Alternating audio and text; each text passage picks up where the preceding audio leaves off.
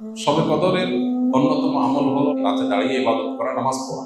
এই জন্য আমরা লাইলাতুল কদরে ইনশাআল্লাহ তৌফিক অনুযায়ী দুই রাকাত করে করে লম্বা লম্বা কেরাত, লম্বা লম্বা রুকু, লম্বা লম্বা সিজদা দিয়ে খুব মনোযোগের সাথে দীর্ঘ সময় নিয়ে আমরা নামাজ আদায় করার চেষ্টা করব। এটাই হলো লাইলাতুল কদরের নামাজ। এর কোনো রাকাত সংখ্যা নাই যে এত রাকাত পড়তে হবে, যার যতটুকু তৌফিক হয়, 2 রাকাত, 4 রাকাত, 6 রাকাত, 8 রাকাত তারাবির পরে রাতভর আমরা সেই নামাজগুলো পড়তে থাকবো ইনশাআল্লাহ। নামাজের পাশাপাশি লাইলাতুল কদরে করার জন্য স্পেশাল আমল নবী করিম সাল্লাল্লাহু আলাইহি ওয়াসাল্লামের পক্ষ থেকে রেকমেন্ডেড আমল একটাই আছে, সেটা হলো মায়েশা রাদিয়াল্লাহু তাআলা বর্ণিত হাদিসে যে দোয়ার কথা আমরা জানি, সেটা হলো আল্লাহুম্মা ইন্নাকা আফুউন তুহিব্বুল আফওয়া ফাফু আন্নি। আল্লাহ আপনি ক্ষমাশীল, ক্ষমাশীলতাকে পছন্দ করেন, অতএব আমাদেরকে ক্ষমা করে দিন। এই দোয়া বেশি বেশি করে করা।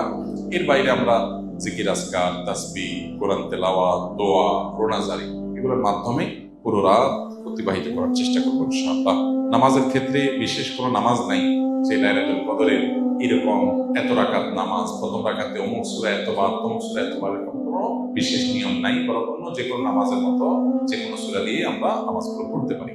রমজানে কোনো ব্যক্তি হঠাৎ এমন অসুস্থ হয়ে গেল যে সাহারি খেয়ে রোজা রাখতে পারবে না, সেক্ষেত্রে ওই ব্যক্তির রোজার কাফারা কি হবে? কারণ যদি আসলে রোজা রাখার মতো সামর্থ্য না থাকে, তাহলে তার কাফারা হবে যে তিনি এই রোজার জন্য পরবর্তীতে রোজা রাখবেন। আল্লাহ বলেছেন, ফামান কানা মিনকুম মারিদান আও আলা সাফারিন ফাইদ্দাতুম মিন আইয়ামিন উখরা। যে ব্যক্তি অসুস্থ হবে অথবা সফরে থাকবে, সে অন্য সময় সে রোজা রেখে দিলে আদায় হয়ে যাবে, গুনাহ হবে না। কিন্তু অসুস্থতাটা এমন লেভেলের অসুস্থতা হইতে হবে যে এই অসুস্থ অবস্থায় তার রোজা রাখার কোনো সুযোগ নাই, রাখলে তার জীবনহানি বা অসহনীয় কষ্ট হবে। হালকা একটু জ্বর হলো, একটু সর্দি হলো, একটু পেট খারাপ হলো, আর এমনি রোজা ভেঙে ফেললাম, ঠুনকু অজুহাত রোজা ভাঙা যাবে না।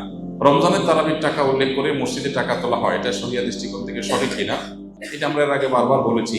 তারাবিতে বিশেষ করে হাফেজরা কোরআন তেলাওয়াত শুনিয়ে টাকা গ্রহণ করা জায়েজ নাই, দেওয়াও জায়েজ নাই। হ্যাঁ, হাফেজরা যেহেতু রমজানে মসজিদে তারা তারাবি না, ওয়াক্তিয়া নামাজ তাদের পড়াইতে হয়, সেক্ষেত্রে ওয়াক্তিয়া নামাজের ইমাম হিসেবে তাদেরকে নিয়োগ দিয়ে নিয়মতান্ত্রিকভাবে বেতন দেন, বোনাস দেন, সেটা ঠিক আছে, এবং সেটার জন্য টাকা নিলেও অসুবিধা নেই। রমজানে ফজরের নামাজ পড়ে ঘুমায় কেন সবাই, যেখানে অন্যদিন সমূহে ফজরের নামাজ পড়ে ঘুমাতে নিষেধ করা হয়েছে? ফজরের নামাজের পর ঘুমাতে সরাসরি কোরআন বা হাদিসে নিষেধ করা হয়নি, তবে কোরআন এবং হাদিসের আলোকে উলামায়ে কেরাম সকালের ঘুমকে অনুত্তম বলেন। এর মানে এই না যে সকালের ঘুমটা কোরআন বা হাদিসে পরিষ্কারভাবে নিষিদ্ধ। একটা সময় নবী সাল্লাল্লাহু আলাইহি ওয়াসাল্লাম ঘুমাতে অপছন্দ করতেন, সেটা হলো মাগরিবের পরে। আয়েশা রাদিয়াল্লাহু তাআলা আনহা বলেছেন, কানা নবী সাল্লাল্লাহু আলাইহি ওয়াসাল্লাম ইয়াকরাহু আন-নাওমা ক্বাবলা আল-ইশা ওয়াল হাদিসা বা'দা। নবীজি এশার আগে ঘুমানো অপছন্দ করতেন, আর এশার পরে কথা বলা অপছন্দ করতেন। এশার পরে